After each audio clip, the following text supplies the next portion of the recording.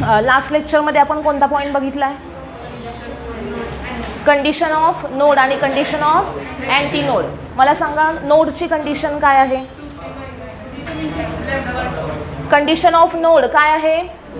2p - 1 into λ/4. इथं p ची value कुठून स्टार्ट होते? 1 पासून. p = 1 2 3 up to n. Okay. त्यानंतर कंडिशन फॉर अँटी नोड्स काय आहे? Condition p λ/2. इथं p ची व्हॅल्यू कुठून स्टार्ट होते? 0 पासून स्टार्ट होते. बरोबर. आता condition of nodes, condition of anti nodes बघितल्यानंतर दोन नोड्स मधलं डिस्टन्स किती असतं? किती? λ/2.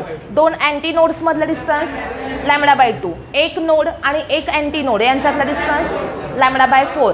प्रॉपर्टीज बघितल्या आपण स्टेशनरी वेव्हच्या. त्या प्रॉपर्टीजमध्ये पहिली प्रॉपर्टी काय लिहायची आहे? डेफिनिशन. सेकंड प्रॉपर्टी नोड आणि अँटी नोडच्या डेफिनिशन्स. थर्ड प्रॉपर्टी नोड्समधलं डिस्टन्स, अँटी नोड्समधलं डिस्टन्स. फोर्थ प्रॉपर्टी एक नोड एक अँटी नोड यांच्यातलं डिस्टन्स. त्यानंतर नेक्स्ट प्रॉपर्टी काय सांगायची आहे? एनर्जी प्रोपॅगेट केली जाते का नाही केली जात? नाही केली जात. व्हेलॉसिटी किती असते? 0 असते. ओके. त्यानंतर एका लूपमधले सगळे पार्टिकल्स हे कसे असतात? सेम फेजमध्ये असतात आणि ॲडजस्टंट लूपमधले आउट ऑफ फेज असतात. ओके. त्यानंतर आणखीन काय सांगितलं होतं का प्रॉपर्टीमध्ये? एवढ्याच होत्या ना? हां. आणखीन एक होती, जर दोन ट्रान्सवर्स वेव्ह कंबाईन झाल्या आणि स्टेशनरी वेव्ह तयार झाली तर तिला काय म्हणायचं? Transverse stationery wave. आणि जर लॉन्जिट्यूडनल दोन वेव्ज आहेत आयडेंटिकल आणि त्या मर्ज झाल्या, स्टेशनरी वेव्ह तयार झाली, तिला काय म्हणायचं? Longitudinal stationery wave. ओके. ह्या झाल्या प्रॉपर्टीज ऑफ स्टेशनरी वेव्ज. आत्तापर्यंत आपण जे बघितलेलं आहे हा टॉपिक, याच्यामधले क्वेश्चन्स कोणते विचारले जाऊ शकतात? प्रोग्रेसिव्ह वेव्ह जी आहे तिचे प्रॉपर्टीज विचारले जाऊ शकतात. स्टेशनरी वेव्हच्या प्रॉपर्टीज, त्यानंतर स्टेशनरी वेव्हचं इक्वेशन. टोटल क्वेश्चन असा येईल, derive the equation of the stationary wave and find the condition of nodes and anti nodes. 4 मार्काचा क्वेश्चन हा प्रिपेअर झाला इथे. त्यानंतर नेक्स्ट क्वेश्चन असा असेल, differentiate between progressive waves and stationary waves. हा 2 मार्काचा क्वेश्चन असेल. सगळ्यांनी एक लक्षात ठेवा, आत्तापर्यंतचे ऑसिलेशनपर्यंतचे सगळे टॉपिक हे आपले ऑनलाईनमध्ये झालेले होते. हा एकच टॉपिक आपला इथे आत्ता ऑफलाईन होणार आहे.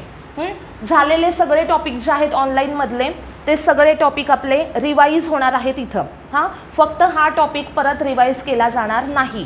त्याच्यामुळं इथे आत्ता जे काही सांगितलं जातं आहे त्यातला प्रत्येक पॉईंट व्यवस्थित लक्षात ठेवायचा आहे. इथंच तो क्लिअर झाला पाहिजे. याच्यासाठी परत सेपरेट वेळ देऊन अभ्यास करत बसायचं नाही. म्हणजे ह्या टॉपिकचा परत अभ्यास करायची गरज नाही लागली पाहिजे. इथं एवढं आपलं ते परफेक्ट झालं पाहिजे. समजलं? आत्तापर्यंत झालेले सगळे क्वेश्चन व्यवस्थित प्रिपेअर झाले असतील तुमचे. हां. नेक्स्ट पॉईंट आपला कोणता असणार आहे? तर differentiate between progressive waves and stationary waves. Okay. तर प्रोग्रेसिव्ह वेव्ह आणि स्टेशनरी वेव्हमध्ये हा जो डिफरन्स आहे,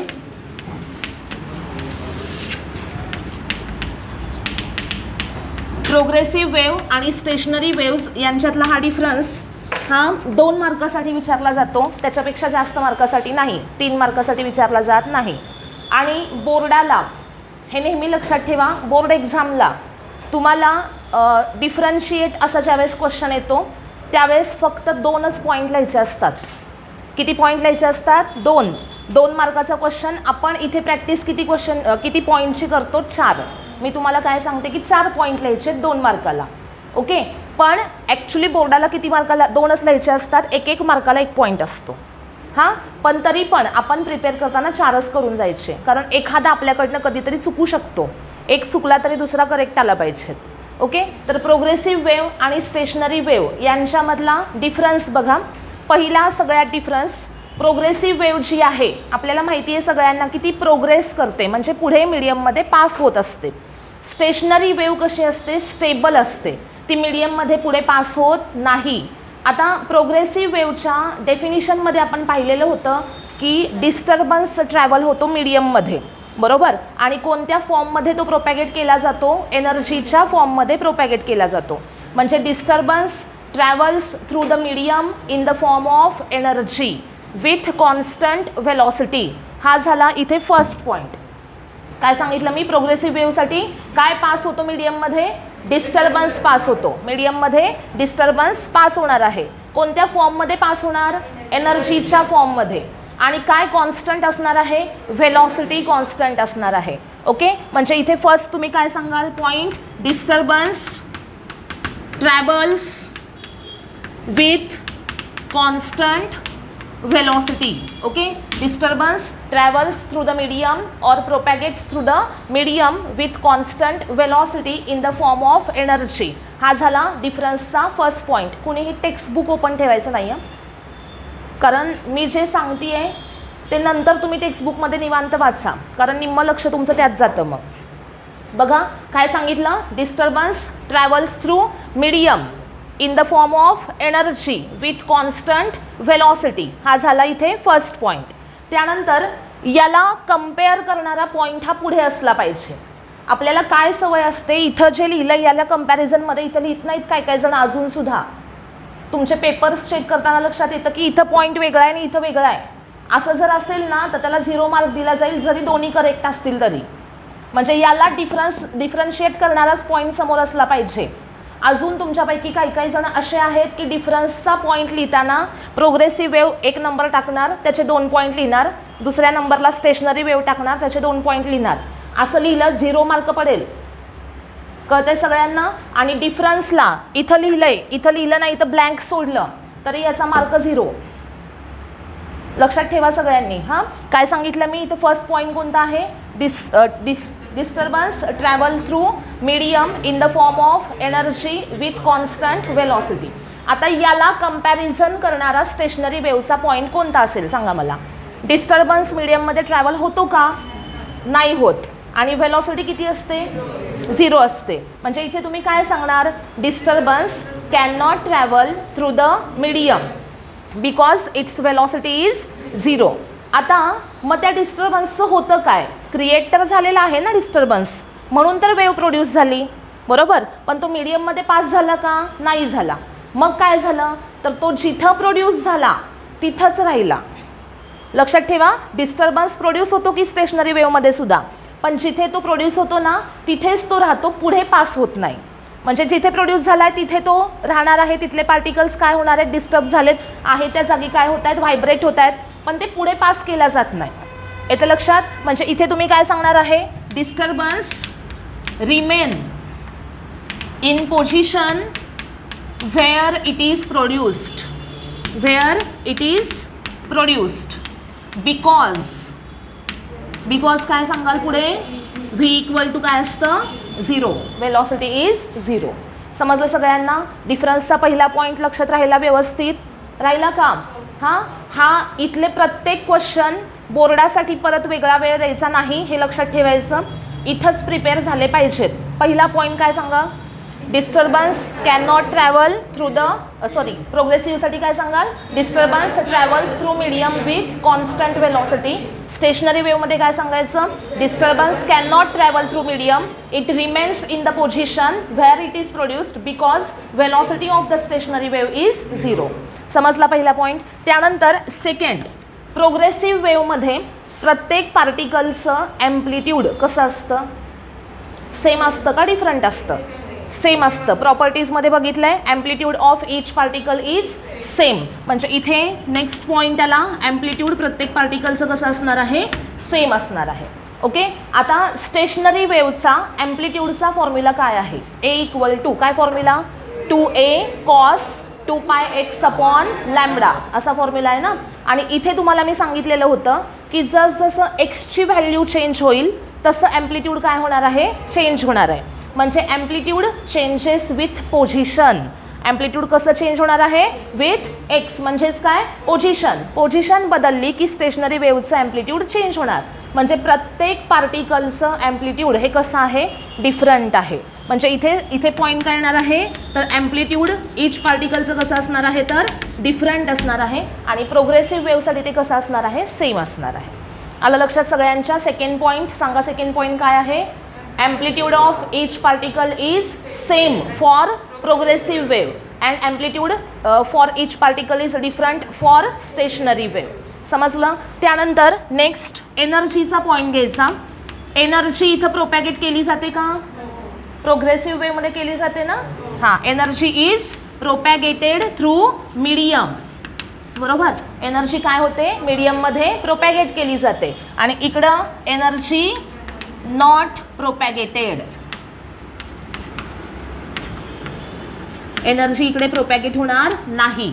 त्यानंतर नेक्स्ट पॉईंट आपल्याला बघायचा आहे, प्रत्येक पार्टिकल जो आहे एका लूपमधला, इथं एका लूपमधले सगळे पार्टिकल्स जे आहेत ते कसे असतात, सेम फेजमध्ये असतात.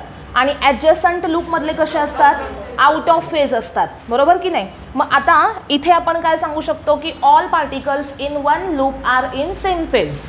बरोबर, and particles in adjacent loop are out of phase. इथं काय सांगाल रे, ह्याची प्रॉपर्टी ह्याच्या प्रॉपर्टीमध्ये सांगितली आहे, प्रोग्रेसिव्ह वेव्हच्या प्रॉपर्टीमध्ये. ॲम्प्लिट्यूड, पिरियड, फ्रिक्वेन्सी, 3 व्हॅल्यू कशा असतात, सेम असतात. आणि चेंज काय होतं, phase. Phase changes from particle to particle, असं इथं स्टेटमेंट आहे. बरोबर की नाही. म्हणजे इथे काय सांगाल, प्रत्येक पार्टिकलची फेज ही कशी आहे, डिफरंट आहे.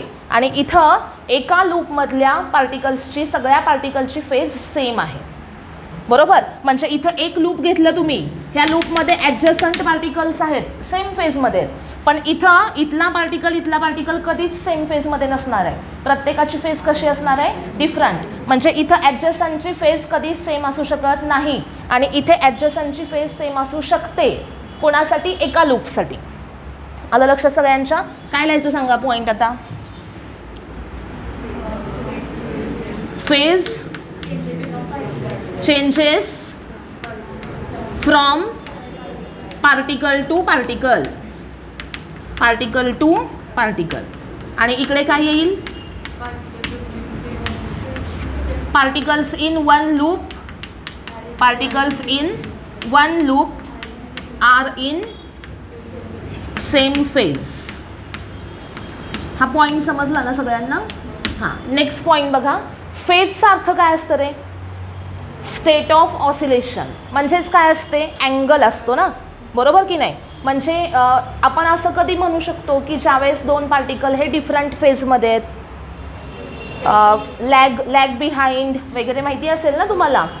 हां, मला सांगा फेज ही कशावरून ठरते. मग पार्टिकल हा मेन पोझिशनला कधी क्रॉस करतो ह्याच्यावर डिपेंड असतं की त्याची फेज किती असते. बरोबर, एखादा पार्टिकल मेन पोझिशनला आधी क्रॉस करत असेल तर तो काय आहे, आधीचा पार्टिकल लॅग बिहाइंड झाला, कोणाच्या, पुढच्या पार्टिकलच्या. बरोबर, का तर पुढचा पार्टिकल आधी क्रॉस करून गेला, कोणाला, मेन पोझिशनला. म्हणजे याच्यावर डिपेंड असतं की फेज किती असणार आहे. कशावर डिपेंड असतं की मेन पोझिशनला क्रॉस कधी केलं, एखाद्याने आधी केला असेल, एखाद्याने नंतर केलं असेल, त्याच्यावर डिपेंड आहे की फेज कुणाची किती आहे. बरोबर, आता इथं सगळ्यांची फेज कशी आहे, डिफरंट आहे. इथं एका लूपमधल्या सगळ्यांची फेज कशी आहे, सेम आहे. जर फेज सेम आहे याचा अर्थ काय की या इथे एका लूपमधले सगळे particle at a time main पोझिशनला सायमल्टेनियसली क्रॉस करतात. बरोबर का. फेज सेमचा अर्थ काय की सगळेजण मेन पोझिशनला एका वेळेस क्रॉस करणार आहेत. आणि इथं प्रत्येकाची फेज वेगळी आहे. याचा अर्थ काय की प्रत्येकजण मेन पोझिशनला एका वेळेस क्रॉस करणार नाही. प्रत्येकाचा क्रॉस करण्याचा टाईम हा कसा असणार आहे, डिफरंट असणार आहे. आलं लक्षात सगळ्यांच्या. फेज डिफरंट आहे याचा अर्थ काय सांगा, all particles can not cross the main position simultaneously. Okay. आणि इथे काय सांगाल, all particles in one loop can cross the main position simultaneously. समजलं सगळ्यांना. कोणता पॉईंट घ्यायचा नेक्स्ट, हा मेन पोझिशनचा पॉईंट घ्यायचा. ओके, मेन पोझिशन इकडे आणि इकडे. समजलं. सांगा बरं फर्स्ट पॉईंट काय, फर्स्ट पॉईंट काय आहे, disturbance travels with constant velocity. त्यानंतर सेकंड कोणता पॉईंट आहे, ॲम्प्लिट्यूड. सगळ्या पार्टिकल्सचं सेम असतं कशामध्ये, प्रोग्रेसिव्ह वेव्हमध्ये. स्टेशनरी वेव्हमध्ये प्रत्येक पार्टिकलचं ॲम्प्लिट्यूड डिफरंट असतं. त्यानंतर नेक्स्ट कोणता पॉईंट आहे, energy can be propagated through the medium. कोणत्यासाठी, प्रोग्रेसिव्ह वेव्हसाठी. आणि स्टेशनरी वेव्हसाठी energy can not be propagated. त्यानंतर next point, phase changes from particle to particle progressive वेव्हसाठी. स्टेशनरी वेव्हसाठी काय असणार आहे, एका लूपमधल्या सगळ्या पार्टिकल्सची फेज सेम असणार आहे. म्हणजे ॲडजसंट पार्टिकलची फेज ही सेम असू शकते कोणामध्ये, स्टेशनरी वेव्हमध्ये. इथे काय सांगाल, प्रोग्रेसिव्ह वेव्हमध्ये all particles can not cross the mean position simultaneously. इकडे काय असेल, particles can cross the mean position simultaneously. पण कुठले पार्टिकल्स, एकाच लूपमधले particle at a time cross करू शकतात.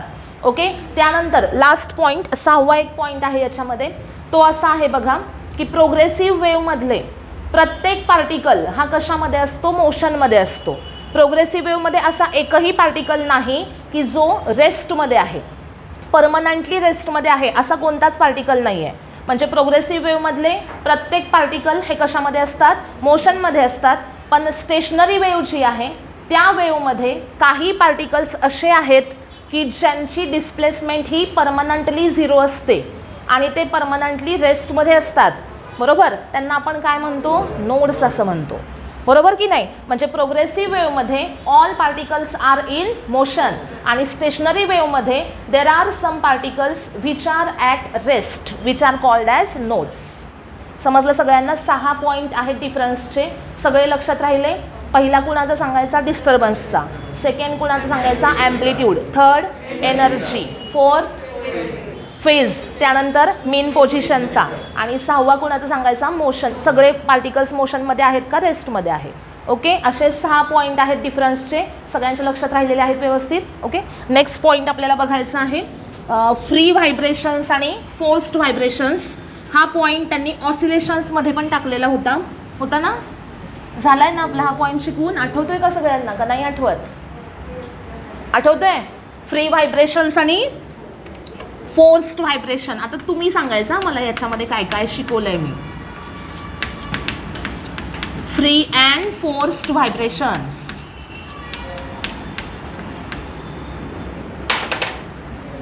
कोण सांगते, फ्री व्हायब्रेशन्स म्हणजे काय आणि फोर्स्ड व्हायब्रेशन म्हणजे काय, याचं फक्त एक्झाम्पल सांगा एखादं मला. फ्री व्हायब्रेशनचं एक्झाम्पल पेंडुलम आणि फोर्स्ड व्हायब्रेशनचं स्विंगवर आहे बसलेलं कोणतरी, पण नुसतं स्विंगवर बसलं एकदा, त्यात पण 2 केसेस आहेत ना. एकदाच फोर्स अप्लाय केलं तर ते झालं फ्री आणि कंटिन्युअसली अप्लाय केलं तर ते झालं फोर्स्ड. ओके. हे जे आहे हा पॉईंट हा ऑसिलेशनमध्ये घेतलेला आहे. तरी पण आता मी इथे एकदा रिवाईज करते ह्याच्यात दिलाय म्हणून बघा व्यवस्थित काय काय आहे फ्री व्हायब्रेशन्स आणि फोर्स्ड व्हायब्रेशनमध्ये. फ्री व्हायब्रेशनचं एक्झाम्पल असं सांगितलेलं होतं की सपोज एखादा आपण पेंडुलम घेतला आणि तो पेंडुलम फ्रीली सस्पेंड केलेला आहे आणि त्याला सपोज त्याच्या मेन पोझिशनपासून काय केलं आपण, डिस्प्लेस केला आणि रिलीज केला. परत त्याच्याकडे अजिबात बघायचं नाही, परत त्याला फोर्स अप्लाय करायचं नाही. एकदा तुम्ही डिस्प्लेस केला आणि सोडून दिला की त्याचे ऑसिलेशन स्टार्ट होणार, तो कंटिन्युअसली असं ऑसिलेशनमध्ये राहणार. पहिल्यांदा हायर ॲम्प्लिट्यूडनं तो काय होईल, व्हायब्रेट होईल आणि त्यानंतर त्याचं व्हायब्रेशनचं ॲम्प्लिट्यूड काय होत जाईल, डिक्रीज होत जाईल आणि नंतर तो रेस्टमध्ये जाईल. हे जे ऑसिलेशन्स आहेत त्याला काय म्हणायचं, फ्री ऑसिलेशन्स. आता ऑसिलेशन्स म्हणजेच आहेत व्हायब्रेशन्स, मग यांना काय म्हणायचं आहे तर फ्री व्हायब्रेशन्स असं म्हणायचं आहे. ओके. फ्री व्हायब्रेशनचं आणखीन एक एक्झाम्पल सांगितलेलं होतं मी, ते एक्झाम्पल होतं स्विंगचं एक्झाम्पल. झोक्यावर छोटी मुलगी एखादी बसलेली आहे आणि तिला तुम्ही झोका देताय. हां, तर तो झोका देताना काय केलं तुम्ही, झोका कसा दिला जातो सांगा मला. पहिल्यांदा आहे ना असं मागे घ्यायचं, बरोबर का, असं ढकलायचं डायरेक्ट नाही. ढकलल्यानंतर झोका जाईल का, नाही जाणार आहे. पहिल्यांदा काय करायचं, थोडंसं असं मागे घ्यायचं आहे. म्हणजे तुम्ही काय केलं, डिस्प्लेस केलं. कुठून डिस्प्लेस केलं, मेन पोझिशनपासून मागे घेतलं आणि सोडून दिलं. ओके. म्हणजे डिस्प्लेस करून रिलीज केलं. रिलीज केल्यानंतर झोका कुठे गेला, पुढे गेला. मेन पोझिशनपासून जेवढं मागे घेतलेलं होतं तेवढंच डिस्टन्स तो मेन पोझिशनपासून पुढे गेलेला आहे. म्हणजे हे काय झालं, त्याचं ॲम्प्लिट्यूड झालं. कशाचं, व्हायब्रेशनचं ॲम्प्लिट्यूड, बरोबर की नाही. मग इथून तो झोका काय व्हायला लागला, व्हायब्रेट व्हायला लागला, ऑसिलेट व्हायला लागला असा. ओके. नंतर तुम्ही अजिबात झोका दिला नाही, एकदाच फक्त झोका देऊन साईडला जाऊन उभं राहिला. तर झोका पहिल्यांदा उंच जाणार आहे, नंतर हळूहळू काय होणार, त्याचा ॲम्प्लिट्यूड कमी होत जाणार आणि नंतर परत काय होणार, स्टॉप होणार एका जागी, बरोबर. हे व्हायब्रेशन कोणते झाले, फ्री व्हायब्रेशन्स. आणि आता सपोज दुसरं एक्झाम्पल घेतलं ज्याच्यामध्ये तुम्ही डिस्प्लेस केलं, सोडून दिलं, झोका पुढे गेला, पुढे गेल्यानंतर परत तो मागे आला, मागे आल्यावर परत फोर्स अप्लाय केलं, परत झोका दिला, परत झोका पुढे गेला, परत मागे आल्यावर परत झोका दिला. म्हणजे तुम्ही काय करताय, ठराविक टाईम नंतर म्हणजे इक्वल टाईम नंतर एक कॉन्स्टंट फोर्स अप्लाय करताय आणि कॉन्स्टंट फोर्स अप्लाय केल्यामुळे तो झोका जो आहे त्याचा ॲम्प्लिट्यूड कमी होत नाही. बरोबर, ॲम्प्लिट्यूड कमी होतोय का? नाही, तो झोका ज्या ॲम्प्लिट्यूडनं व्हायब्रेट होतोय तसाच होतोय. बरोबर की नाही? म्हणजे इथं तुम्ही कंटिन्युअसली फोर्स अप्लाय करताय त्याच्यामुळे ॲम्प्लिट्यूड कॉन्स्टंट राहतंय. आणि पहिल्या केसमध्ये तुम्ही एकदाच फोर्स अप्लाय केलं, ॲम्प्लिट्यूड काय होत गेलं, कमी होत गेलं आणि नंतर 0 झालं. हे असे 2 टाईपचे जे व्हायब्रेशन्स आहेत, फर्स्ट केसमध्ये आहेत त्यांना म्हणायचं फ्री व्हायब्रेशन्स, सेकंड केसमध्ये आहेत त्यांना काय म्हणायचं, फोर्स्ड व्हायब्रेशन्स. ओके, म्हणजे ज्या व्हायब्रेशन्समध्ये एकदाच फोर्स अप्लाय केलं जातं ते आहेत फ्री व्हायब्रेशन्स. ज्याच्यामध्ये कंटिन्युअसली पिरियॉडिक फोर्स अप्लाय केलं जातं त्याला काय म्हणायचं आहे, तर फोर्स्ड व्हायब्रेशन. आता याच्यामध्ये पहिले जे व्हायब्रेशन्स आहेत फ्री व्हायब्रेशन्स, याच्यामध्ये त्या व्हायब्रेशन्सची जी फ्रिक्वेन्सी आहे त्याला काय म्हटलं जातं, नॅचरल फ्रिक्वेन्सी. फ्री व्हायब्रेशन्सची जी फ्रिक्वेन्सी आहे त्याला काय म्हटलं जातं, नॅचरल फ्रिक्वेन्सी असं म्हटलं जातं. डिफाईन नॅचरल फ्रिक्वेन्सी काय असणार, frequency of free oscillations is called as the natural frequency. आता नॅचरल फ्रिक्वेन्सी जी आहे ती बॉडीकडे काय असणारच आहे. बरोबर, प्रत्येक बॉडीची नॅचरल फ्रिक्वेन्सी डिफरंट असणार आहे, तिच्या इलास्टिक प्रॉपर्टीजवर, तिच्या डायमेन्शन्सवर, याच्यावरती डिपेंड असते. तुम्हाला मी ऑसिलेशन शिकवताना सांगितलेलं होतं की नॅचरल फ्रिक्वेन्सी डिपेंड कशावर असते. आता ते तुम्ही शोधायचं कशावर डिपेंड असते, कशावर असते. आता इलास्टिक प्रॉपर्टीजवर डिपेंड असते, डायमेन्शन्सवर डिपेंड असते, शेपवर डिपेंड असते, साईजवर डिपेंड असते. बरोबर, एखाद्या बॉडीची नॅचरल फ्रिक्वेन्सी किती असणार हे डिपेंड कोणावर आहे, शेप, साईज म्हणजेच डायमेन्शन्स, इलास्टिक प्रॉपर्टीज याच्यावर डिपेंड आहे की नॅचरल फ्रिक्वेन्सी किती असणार आहे. ओके, त्यानंतर फोर्स्ड व्हायब्रेशन्स जे आहेत त्याचे डेफिनिशन काय असणार, नॅचरल फ्रिक्वेन्सी म्हणजे काय सांग. तुझ्या हातात काय आहे तिथं खाली,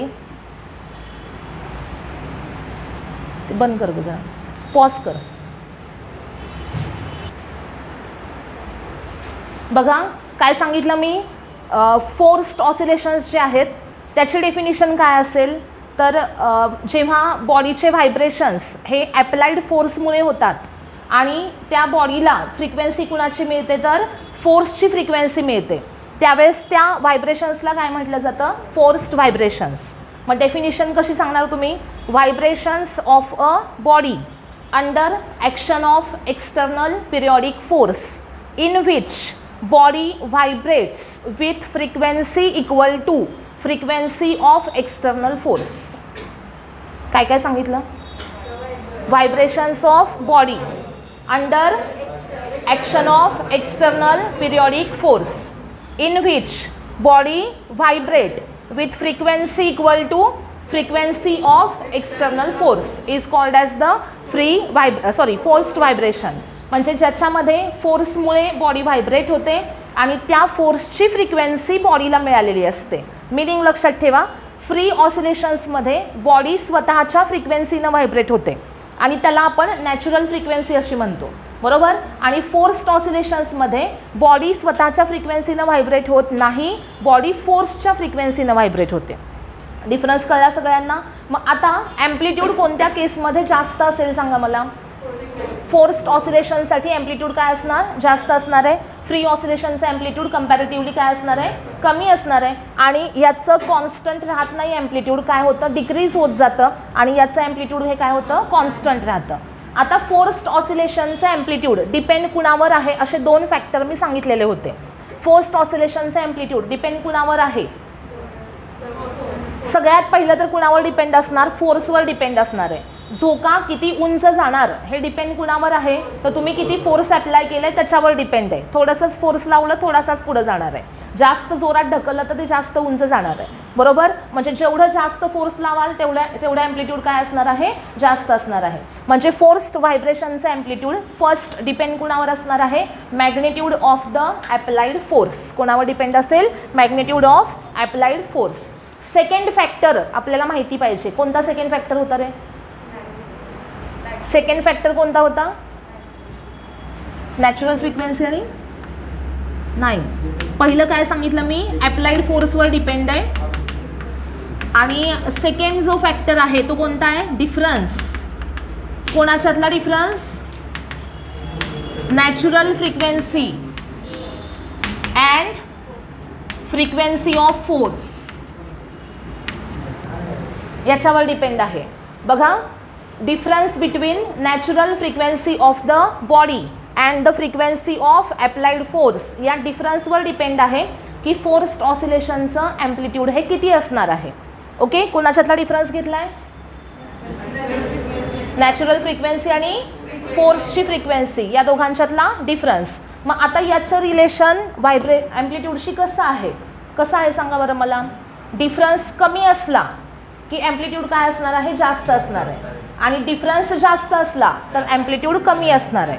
हे लक्षात ठेवा. यांचं रिव्हर्स आहे प्रपोर्शन. काय सांगितलं मी की ज्या वेळेस डिफरन्स हा कमी असेल ॲम्प्लिट्यूड ऑफ व्हायब्रेशन जास्त असेल, डिफरन्स जास्त असेल त्यावेळेस ॲम्प्लिट्यूड कमी असेल.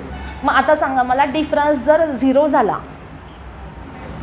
तर ॲम्प्लिट्यूड काय असणार? मॅक्झिमम असणार आहे. मग डिफरन्स 0 याचा अर्थ काय की नॅचरल फ्रिक्वेन्सी आणि फोर्सची फ्रिक्वेन्सी यांच्यातला डिफरन्स 0 आहे. म्हणजे दोन्ही फ्रिक्वेन्सी कशा आहेत? सेम आहेत. म्हणजे बॉडी ज्या वेळेस फोर्सच्या फ्रिक्वेन्सीनं व्हायब्रेट होणार त्यावेळेस काय सांगितलेलं आहे तर ॲम्प्लिट्यूड ऑफ व्हायब्रेशन मॅक्झिमम असणार. म्हणजे बॉडीची नॅचरल फ्रिक्वेन्सी ही कुणा एवढी झालेली आहे? फोर्सच्या फ्रिक्वेन्सी एवढी आहे. दोन्ही मॅच झाल्या तर मग काय असणार आहे? ॲम्प्लिट्यूड ऑफ व्हायब्रेशन मॅक्झिमम असेल. आणि ही जी कंडिशन आहे याला आपण रेझोनन्स असं म्हणतो. हे पण सांगितलेलं आहे तुम्हाला. रेझोनन्स म्हणजे काय? When body vibrates with natural frequency equal to frequency of force then its amplitude is maximum. Such condition is called as the resonance. समजलं सगळ्यांना? रेझोनन्स म्हणजे काय? बॉडीची नॅचरल फ्रिक्वेन्सी आणि फोर्सची फ्रिक्वेन्सी दोन्ही कशा असतील? सेम असतील. आलं लक्षात? आता रेझोनन्सचे एक्झाम्पल सांगितले होते ते आठवत आहेत का? बघा, आठवलं का? रूफचं एक एक्झाम्पल सांगितलं होतं. काय होतं रे एक्झाम्पल? डॉल्बीचं एक्झाम्पल सांगितलेलं. हां, डॉल्बीचं काय एक्झाम्पल होतं रे? बाहेर समजा डॉल्बी मोठमोठ्याने आवाज येतो डॉल्बीचा, हां, आणि व्हायब्रेट होतं ते. डॉल्बी ज्या वेळेस आवाज येत असतो त्यावेळेस व्हायब्रेशन्स चालू असतात, बरोबर? आपल्या खिडक्या वगैरे अशा व्हायब्रेट होत असतात, बरोबर की नाही? म्हणजे ही बिल्डिंग जी आहे आपण जिथं आहे ती काय होणार आहे? व्हायब्रेट होणार आहे, बरोबर? मग आता बिल्डिंगला स्वतःची काय असते? नॅचरल फ्रिक्वेन्सी असते. आणि ज्या वेळेस डॉल्बीची फ्रिक्वेन्सी ही कुणाची फ्रिक्वेन्सी झाली? फोर्सची फ्रिक्वेन्सी, बरोबर? ती फोर्सची फ्रिक्वेन्सी आणि बिल्डिंगची फ्रिक्वेन्सी दोन्ही काय होतात? मॅच होतात. ज्यावेळेस त्यावेळेस बिल्डिंगच्या व्हायब्रेशनचं ॲम्प्लिट्यूड हे काय होतं? मॅक्झिमम होतं. बिल्डिंग जास्तीत जास्त ॲम्प्लिट्यूडनं काय होते? व्हायब्रेट होते. आणि त्यामुळं ती बिल्डिंग काय होते? डिस्ट्रॉय होते, बरोबर की नाही? त्याचं एक्झाम्पल मी तुम्हाला सांगितलं होतं, ते गणपतीत ते झालेलं ते, बरोबर? त्यानंतर आणखीन एक एक्झाम्पल सांगितलेलं होतं तुम्हाला. कोणतं? परेडचं सांगितलेलं एक्झाम्पल आठवतंय का? बघा, हां, मिलिटरीची परेड समजा चालू आहे, हां, परेड चालू आहे आणि पुढं कसलं काय आहे? ब्रिज आहे. ब्रिज, तो ब्रिज जो आहे तो चांगला बांधलेला नाही आहे, म्हणजे कच्चा पूल वगैरे म्हणतो ना आपण, तसा आहे तो, हां. आणि त्याच्यावरून ते लोक परेड करत चाललेले आहेत. तर ब्रिजला स्वतःची काय असते? नॅचरल फ्रिक्वेन्सी असते. आणि परेड करत चाललेत, एक साथ चाललेले असतात ना, मग त्याची वेगळी फ्रिक्वेन्सी आहे. मग ती कुणाची फ्रिक्वेन्सी झाली? फोर्सची फ्रिक्वेन्सी. ब्रिजकडे स्वतःची कोणती आहे? Natural frequency. दोन्ही ज्यावेळेस मॅच होतात त्यावेळेस ब्रिजच्या व्हायब्रेशनचं ॲम्प्लिट्यूड हे काय असतं? मॅक्झिमम. असा तो मॅक्झिमम ॲम्प्लिट्यूडनं व्हायब्रेट व्हायला लागेल आणि ज्याच्यामुळं तो काय होईल? कोलॅप्स होईल. ओके, हे त्याचे काय होतं आहेत तर ड्रॉबॅक्स आहेत. कोणाचे? रेझोनन्सचे ड्रॉबॅक्स आहेत. काही ठिकाणी रेझोनन्सचे ड्रॉबॅक्स आहेत, काही ठिकाणी त्याचे बेनिफिट्स आहेत. बेनिफिट्स कधी असतात? तर ज्यावेळेस आपल्याला एखादं म्युझिकल इन्स्ट्रुमेंट आहे आणि त्याचा लाऊड साऊंड आपल्याला पाहिजे आहे, बरोबर? साऊंड कसा पाहिजे? लाऊड पाहिजे. तर त्यावेळेस काय होणार आहे सांगा मला? लाऊड साऊंड पाहिजे तर रेझोनन्स ऑकर झाला पाहिजे. म्हणजेच फोर्सची फ्रिक्वेन्सी आणि नॅचरल फ्रिक्वेन्सी सेम झाल्या की व्हायब्रेशनचं ॲम्प्लिट्यूड काय होतं? इन्क्रीज होतं. आणि त्यामुळं इंटेन्सिटी काय होते? ॲम्प्लिट्यूड इन्क्रीज झालं की ऑब्व्हियसली इंटेन्सिटी काय होते?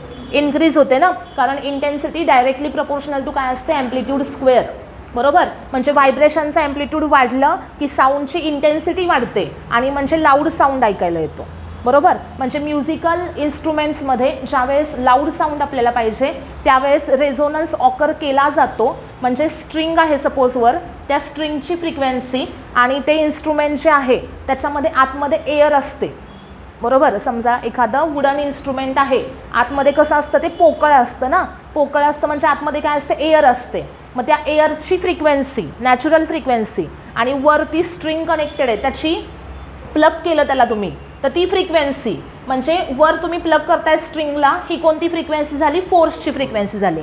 आतमध्ये इन्स्ट्रुमेंटमध्ये एअर आहे, ती व्हायब्रेट होणार आहे, तिच्याकडे कोणती फ्रिक्वेन्सी असणार आहे, नॅचरल फ्रिक्वेन्सी असणार.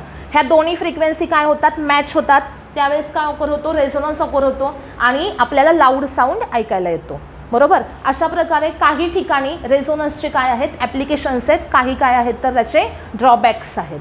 ओके, तर तुम्हाला काम काय तर आपल्याला ह्याचे ॲप्लिकेशन्स कुठे कुठे असू शकतात हे थोडेसे सर्च करायचे. रेझोनन्सचा कुठे कुठे आपल्याला उपयोग होऊ शकतो आणि मला पुढच्या लेक्चरला सांगायचं, कळालं. रेझोनन्स हा आपल्याला कुठे कुठे युजफुल आहे आणि कुठे कुठे त्याचे ड्रॉबॅक्स आहेत हे थोडे सर्च करून मला सांगायचे, कळालं. सगळ्यांना सांगितलेलं. आता त्यानंतर नेक्स्ट पॉईंट आपला आहे तो म्हणजे हार्मोनिक्स आणि ओव्हरटोन्स. हा 11th मध्ये झालेला, कशामध्ये, साऊंडमध्ये झालेला होता, बरोबर. हार्मोनिक्स आणि ओव्हरटोन्स तुम्हाला साऊंडमध्ये डिटेलमध्ये नव्हतं, पण तरी पण मी तिथे शिकवलेलं होतं, कारण तिथे तुम्हाला एक काहीतरी होतं, काहीतरी ज्याच्यामध्ये तुम्हाला ते हार्मोनिक्स हा वर्ड होता. डिटेलमध्ये नव्हतं हार्मोनिक्स ओव्हरटोन्स, पण कुठेतरी ते लागणारं होतं म्हणून मी ते शिकवलेलं होतं, बरोबर. तर आत्ता आपल्याला ते डिटेलमध्ये बघायचं आहे, हार्मोनिक्स म्हणजे काय आणि ओव्हरटोन्स म्हणजे काय. ओके, सगळ्यांना आठवतंय का रे हार्मोनिक्स आणि ओव्हरटोन्स, काय असतात हार्मोनिक्स आणि ओव्हरटोन्स?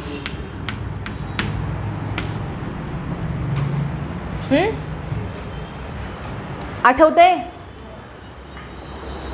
नाही आठवत? हां, हार्मोनिक्स म्हणजे काय आणि ओव्हरटोन्स म्हणजे काय हा खूप महत्त्वाचा स्टेशनरी वेवमधला पॉईंट आहे, कारण बऱ्यापैकी न्यूमरिकल्स हे तुम्हाला ओव्हरटोन्सवर विचारले जातात. कशामध्ये, स्टेशनरी वेवमध्ये. MCQजमध्ये ओव्हरटोन्सचे एक्झाम्पल जास्त असतात.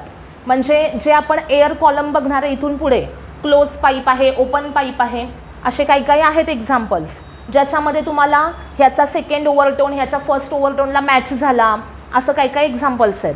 मग त्यासाठी हे कन्सेप्ट जे आता मी इथं सांगेन ते व्यवस्थित क्लिअर झाले पाहिजेत. आता हार्मोनिक्स म्हणजे काय, जेव्हा आपण एखादा साऊंड वेव सपोज कन्सिडर केली तर त्या वेवमध्ये कंटिन्युअसली एकच कॉन्स्टंट फ्रिक्वेन्सी असते का रे, नाही. एखादा कोणताही साऊंड घेतला तुम्ही तर त्याच्यामध्ये काय असतात, नंबर ऑफ फ्रिक्वेन्सीज असतात, वेगवेगळ्या फ्रिक्वेन्सी असतात, बरोबर की नाही. सपोज एखादा साऊंड असा आहे ज्याच्यामध्ये N, 2N, 3N, 4N अशा फ्रिक्वेन्सीज आहेत. म्हणजे काय, सपोज 10 हर्ट्ज, त्यानंतर 20 हर्ट्ज, त्यानंतर 30, 40 अँड सो ऑन, अशा फ्रिक्वेन्सीज आहेत. ओके, तर याच्याऐवजी मी इथं काय लिहिलं आहे, N, 2N, 3N, 4N, 5N and so on. एखाद्या साऊंडमध्ये अशा प्रकारे फ्रिक्वेन्सीज आहेत. हां, तर याच्यामध्ये ही लोएस्ट फ्रिक्वेन्सी जी आहे, लोएस्ट सगळ्यात लहान कोण आहे याच्यामध्ये, 10, बरोबर की नाही. मग ह्याला काय म्हणायचं, फंडामेंटल फ्रिक्वेन्सी. ओके, सगळ्यांच्यातली लोएस्ट कोण आहे शोधायची आणि त्याला काय म्हणायचं, फंडामेंटल. बेसिक आहे सगळ्यांच्यातली म्हणून त्याला काय म्हणायचं, फंडामेंटल फ्रिक्वेन्सी. ती फंडामेंटल फ्रिक्वेन्सी जी आहे तिच्या मल्टिपल बाकीच्या फ्रिक्वेन्सीज आहेत, बरोबर का. म्हणजे कोणतंही व्हायब्रेशन तुम्ही घ्या, कोणतीही वेव घ्या, त्याच्यामध्ये ज्या फ्रिक्वेन्सी इन्क्लूड असतील त्या फ्रिक्वेन्सी कशा असणार आहेत, तर त्याच्यामध्ये एक फंडामेंटल फ्रिक्वेन्सी असेल आणि बाकी सगळ्या त्या तिच्या इंटिग्रल मल्टिपल फ्रिक्वेन्सी असणार आहेत. ओके, तर सगळ्यांच्यातली लहान फ्रिक्वेन्सी म्हणजे कोणती असेल, फंडामेंटल फ्रिक्वेन्सी. बाकीच्या असणार कशा, तिच्या इंटिग्रल मल्टिपल्स. म्हणजे आता यांच्यामध्ये फंडामेंटल कोण झाली, 10 हर्ट्ज. 10 × 2 केलं तर काय मिळाली, 20 हर्ट्ज. त्यानंतर 10 × 3 केलं की काय मिळाली, 30 हर्ट्ज. अशा प्रकारे 10च्या सगळ्या इंटिग्रल मल्टिपल. मग या 10च्या ऐवजी मी काय घेतला, N घेतला, कळालं. मग N म्हणजे काय झाली, फंडामेंटल फ्रिक्वेन्सी झाली. त्यानंतर पुढची कोणती आहे, 2N. जशी इथं 20 आहे तशी इथं काय आहे 2n आहे. 30च्या ऐवजी मी काय लिहिलं 3n, 40च्या ऐवजी 4n. ओके, अशा प्रकारे एखादा साऊंड किंवा कोणतीही वेव त्याच्यामध्ये काय असतील, नंबर ऑफ फ्रिक्वेन्सी असतील. त्यांच्यामधली एक बेसिक फ्रिक्वेन्सी, स्मॉलेस्ट फ्रिक्वेन्सी, त्याला म्हणायचं फंडामेंटल, बाकी सगळ्या तिच्या इंटिग्रल मल्टिपल. आता ही जी फंडामेंटल फ्रिक्वेन्सी आहे n, यालाच ही आहे फंडामेंटल फ्रिक्वेन्सी आणि याला आपण फर्स्ट हार्मोनिक असं म्हणणार आहे. काय आहे? First harmonic. बघा, n म्हणजे काय? फंडामेंटल फ्रिक्वेन्सी आहे आणि ती म्हणजे काय आहे? फर्स्ट हार्मोनिक आहे या सिक्वेन्समधला. त्यानंतर सिक्वेन्शियली येणारी सेकंड कोण आहे आता? 2n. 2n जी आहे ना, ही कितवा हार्मोनिक असणार? Second harmonic. कितवा असणार आहे? Second harmonic. म्हणजे या nला कितीनं मल्टिप्लाय केलं ते बघायचं. हां, nला कितीने मल्टिप्लाय केलं इथे? 2नं. म्हणजे कितवा हार्मोनिक झाला? सेकंड हार्मोनिक झाला. सपोज मी इथे 3n लिहिलं, 3n, तर कितवा हार्मोनिक झाला हा? Third harmonic. 3n म्हणजे कितवा हार्मोनिक असेल? Third harmonic. त्यानंतर अशाच प्रकारे 4n हा कितवा असेल? फोर्थ. 10n कितवा असेल? 10th हार्मोनिक असेल. म्हणजे हार्मोनिक लिहिताना कसं लिहायचं आहे सांगा मला? nला ज्यानं मल्टिप्लाय केलेला आहे तो नंबर तेवढा हार्मोनिक असणार आहे. म्हणजे 2n आहे तर कितवा हार्मोनिक? Second harmonic. 11n असेल तर 11th हार्मोनिक. 27n असेल तर 27th हार्मोनिक.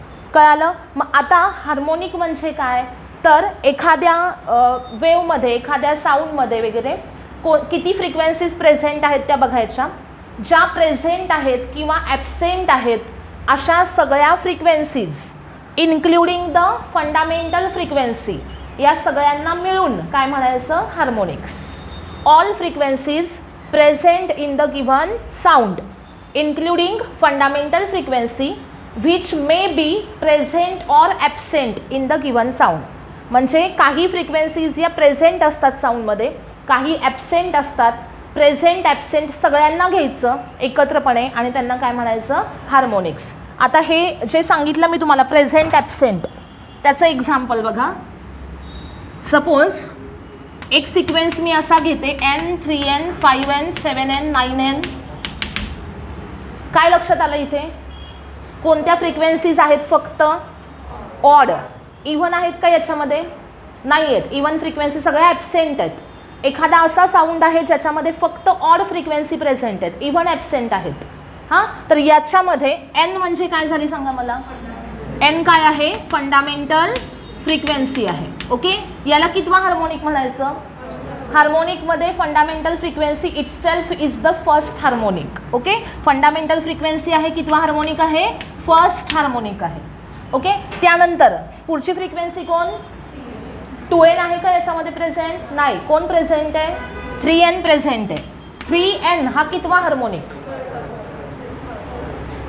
आता सेकंड का थर्ड याच्यामध्ये कन्फ्युजन. तेच मी सांगितलं, लक्षात कसं ठेवायचं? nला ज्या नंबरनी मल्टिप्लाय केलं आहे तितका तो हार्मोनिक असतो. हां, म्हणजे 3n आहे, कितवा हार्मोनिक आला? कितीने मल्टिप्लाय केले? 3नं. म्हणजे कितवा हार्मोनिक आला? थर्ड हार्मोनिक आला. समजलं? मग आता इथं 2n प्रेझेंट होता का? नाही आहे ना. 2n प्रेझेंट नाही आहे, पण तरी पण आपण त्याला सेकंडच म्हणतो ना. म्हणजे तो जरी इथे ॲब्सेंट असला तरी त्याचा नंबर त्याला असाईन आहे. त्याचा नंबर तुम्ही ह्याला दिला नाही.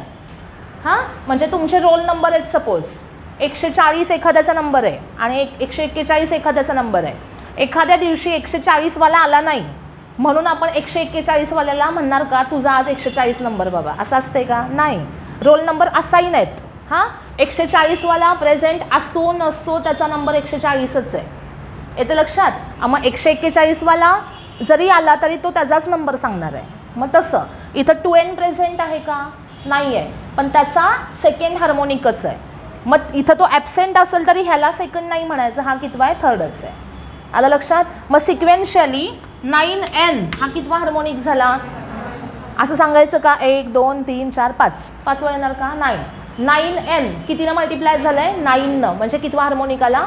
9th हार्मोनिक आला. समजलं? सगळ्यांना सांगितलं ना हार्मोनिक्स कसे ओळखायचे? कळालं? समजलं? हार्मोनिक्स म्हणजे काय? एनला कितीनं मल्टिप्लाय केलेला आहे तितका तो काय असणार आहे? हार्मोनिक. आता मी सांगितलेलं स्टेटमेंट आठवा. हार्मोनिक्समध्ये आपण काय घेतो? फंडामेंटल फ्रिक्वेन्सी घेतो. फंडामेंटल फ्रिक्वेन्सी हा स्वतः फर्स्ट हार्मोनिक असतो, बरोबर. त्यानंतर सिक्वेन्शियली येणारे जे आहेत त्यांना आपण सिक्वेन्शियली नंबर देत नाही. एखादी फ्रिक्वेन्सी ही त्या साऊंडमध्ये ॲब्सेंट असेल किंवा प्रेझेंट असेल तरी तिचा नंबर तिला असाईन आहे. मग त्याच्यामुळं प्रेझेंट, ॲब्सेंट आणि फंडामेंटल ह्या सगळ्या फ्रिक्वेन्सीज एकत्र केल्या की काय तयार होतात? हार्मोनिक्स तयार होतात. समजलं सगळ्यांना? हार्मोनिक्स म्हणजे काय? All frequencies which may be present or absent in the given sound including the fundamental frequency are called as the harmonics. समजलं सगळ्यांना? हार्मोनिक्स म्हणजे काय? व्यवस्थित समजलं आहे ना आता? हां, आता हार्मोनिक्स झाल्यानंतर ओव्हरटोन्स म्हणजे काय असतात? ओव्हरटोन्स म्हणजे काय बघायचं आहे आपल्याला. बघा, हार्मोनिक्समध्ये मी आत्ता काय सांगितलं होतं की फंडामेंटल फ्रिक्वेन्सी जी आहे ती स्वतः फर्स्ट हार्मोनिक असते आणि त्यानंतर येणाऱ्या त्यांच्या नंबरनुसार असाईन असणार आहेत. आता सपोज मी हा आत्ता ऑडचा सिक्वेन्स घेते, n 3n 5n 7n आणि सो ऑन. दुसरा एक सिक्वेन्स असे n 2n 3n 4n and so on.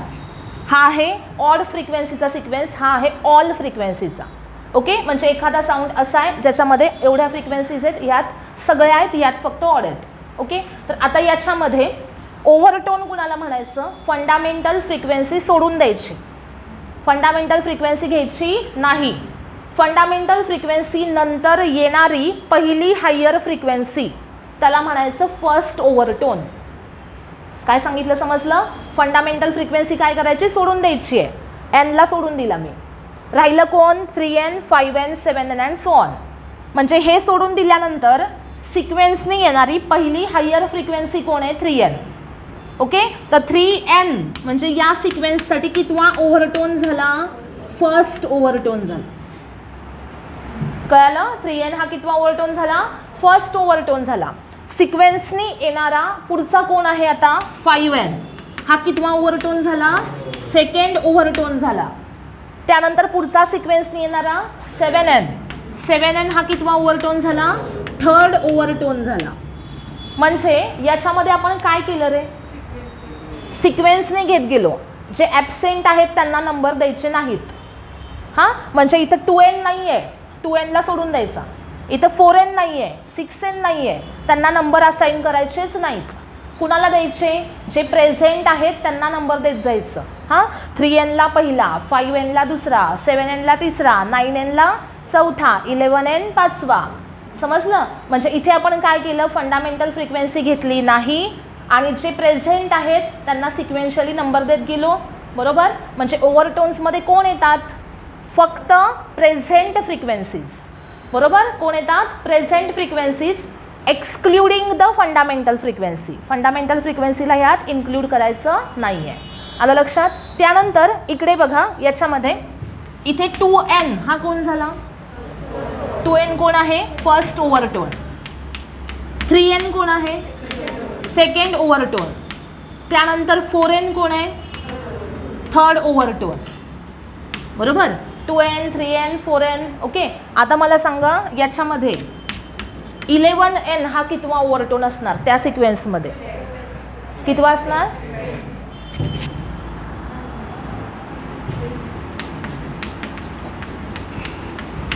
कितवा असणार आहे? 10th ओव्हरटोन असणार आहे, बरोबर. आणि या सिक्वेन्ससाठी 11n हा कितवा ओव्हरटोन असणार? कितवा ओव्हरटोन असणार? 5th ओव्हरटोन असणार आहे, बरोबर. म्हणजे ऑल फ्रिक्वेन्सी असतील तर 11n हा कितवा ओव्हरटोन आला? 10th ओव्हरटोन आला. आणि इथे ऑड असतील समजा तर 11n हा कितवा ओव्हरटोन आला? 5th ओव्हरटोन आला, बरोबर. आता ओव्हरटोनची डेफिनिशन काय असणार सांगा मला?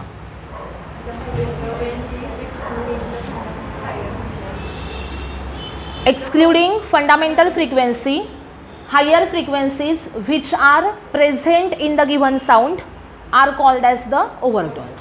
म्हणजे ज्या प्रेझेंट आहेत त्यांनाच फक्त घ्यायचं आणि त्यांना काय म्हणायचं आहे? ओव्हरटोन्स असं म्हणायचं आहे. आता याच्यावरून आपल्याला एक स्टँडर्ड फॉर्म्युला क्रिएट करायचा आहे. स्टँडर्ड फॉर्म्युला कुणासाठी असेल? ऑल फ्रिक्वेन्सीसाठी एक असेल आणि ऑड फ्रिक्वेन्सीसाठी एक असेल. आता हा फॉर्म्युला तुम्हाला बुकमध्ये नाही आहे, पण तरी पण नीट लक्षात ठेवायचा. बघा, जर एखाद्या याच्यामध्ये ऑल फ्रिक्वेन्सीज आहेत, ऑल फ्रिक्वेन्सी, तर frequency of pth overtone is equal to pth ओव्हर टोनची फ्रिक्वेन्सी इज इक्वल टू काय असणार सांगा मला? म्हणजे पीथ ओव्हर टोन हा कितवा हार्मोनिक आहे? हां, -1 का +1? +1. बघ की आता फर्स्ट ओव्हरटोन म्हणजे कितवा हार्मोनिक होता? 2n होता ना. ऑलसाठी काय होता? फर्स्ट ओव्हरटोन कोण होता? 2n होता, बरोबर. सेकंड ओव्हरटोन कोण होता? 3n, बरोबर. फिफ्थ ओव्हरटोन कोण होता? 6n.